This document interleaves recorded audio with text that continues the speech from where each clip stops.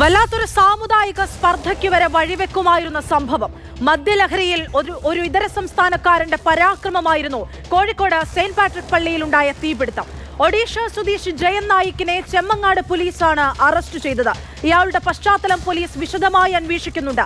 ഈ തീപിടിച്ച കെട്ടിടത്തിന് മുകളിലൂടെ ഒരാൾ നടന്നു നീങ്ങുന്ന CCTV ദൃശ്യമായിരുന്നു ഈ കേസ് അന്വേഷണത്തിൽ നിർണായകമായത്.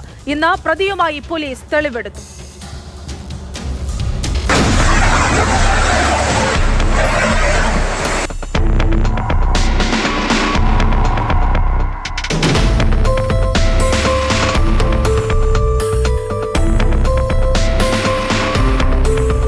പള്ളിക്കെട്ടിടത്തിന് തീവച്ച പ്രതി ജയന്ത് നായിക്കിനെ 3 ദിവസത്തേക്കാണ് പോലീസ് കസ്റ്റഡിയിൽ വാങ്ങിയത്. ഉച്ചയ്ക്ക് 1:30 പള്ളിയിൽ തെളിവെടുപ്പിനായി എത്തിച്ചു. സംഭവ സ്ഥലത്തെക്കുറിച്ച് കൃത്യമായ ധാരണ പോലുമില്ലാത്ത ഒരാൾ എന്ന രീതിയിലായിരുന്നു തെളിവെടുപ്പിനിടെയുള്ള പ്രതിയുടെ പെരുമാറ്റം.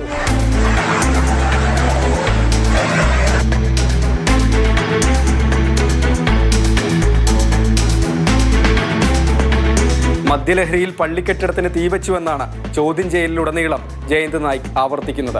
മറ്റു ഉദ്ദേശങ്ങളൊന്നും തന്നെ ഉണ്ടായിരുന്നില്ല എന്നുകൂടിയാണ് ഇയാൾ പോലീസിന് മറുപടിയായി പറയുന്നത്. പരിഭാഷകന്റെ ഉൾപ്പെടെ സഹായത്തോടു കൂടിയാണ് പോലീസ് ചോദ്യം ചെയ്യൽ പുരോഗമിച്ചു വരുന്നത്.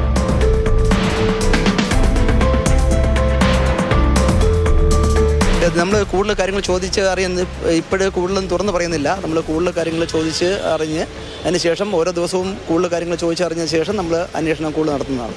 ഒഡീഷ സ്വദേശിയായ ഇയാളുടെ മുൻകാല ചരിത്രം, മറ്റേതെങ്കിലും കേസുകളിൽ ഉൾപ്പെട്ടിട്ടുണ്ടോ എന്നതടക്കം പോലീസ് വിശദമായി പരിശോധിച്ചു വരികയാണ്.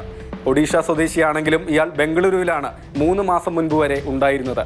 ആധാർ കാർഡ് അടക്കം സംഘടിപ്പിച്ചത് ബംഗളൂരുവിൽ നിന്നാണ്. അതിനുശേഷം കോഴിക്കോട്ടേക്ക് വന്ന വിവിധ ഹോട്ടലുകളിൽ ജോലി ചെയ്തു വരികയായിരുന്നു.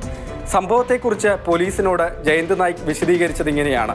തീവെക്കുന്നതിൻ്റെ തലേന്ന് രാത്രി മാഹിയിൽ പോയി മദ്യപിച്ചു. ട്രെയിനിൽ തിരിച്ച് കോഴിക്കോട്ടേക്ക് വന്നു. അതിനുശേഷം കോഴിക്കോട്ടെ ഒരു ബാറിൽ കയറിയും മദ്യപിച്ചു, പുകവലിച്ചു. തുടർന്ന് നടന്നു പോകുന്നതിനിടെ പള്ളി കാണുകയും കയറി തീവെക്കുകയും ചെയ്തു എന്ന് മാത്രമാണ് പ്രതി പോലീസിനോട് പറഞ്ഞിട്ടുള്ളത്. ഒഡീഷ പോലീസിന്റെയും സഹായത്തോടു കൂടിയാണ് ചെമ്മങ്ങാട് പോലീസിന്റെ അന്വേഷണം പുരോഗമിച്ചു വരുന്നത്.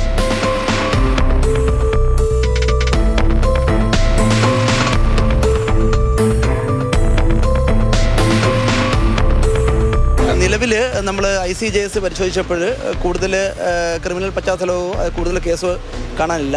നമ്മൾ കൂടുതൽ അന്വേഷിക്കേണ്ടിയിരിക്കുന്നു. ശനിയാഴ്ച പുലർച്ചെ 4:45 പ്രതി പള്ളിക്കെട്ടിടത്തിന് തീവച്ചത്. സമീപത്ത് നിർത്തിയിട്ട കാറും കത്തിച്ചിരുന്നു. ഒപ്പം പ്രധാന പള്ളിയുടെ വാതിലിലേക്കും തീ പടർന്നിരുന്നു.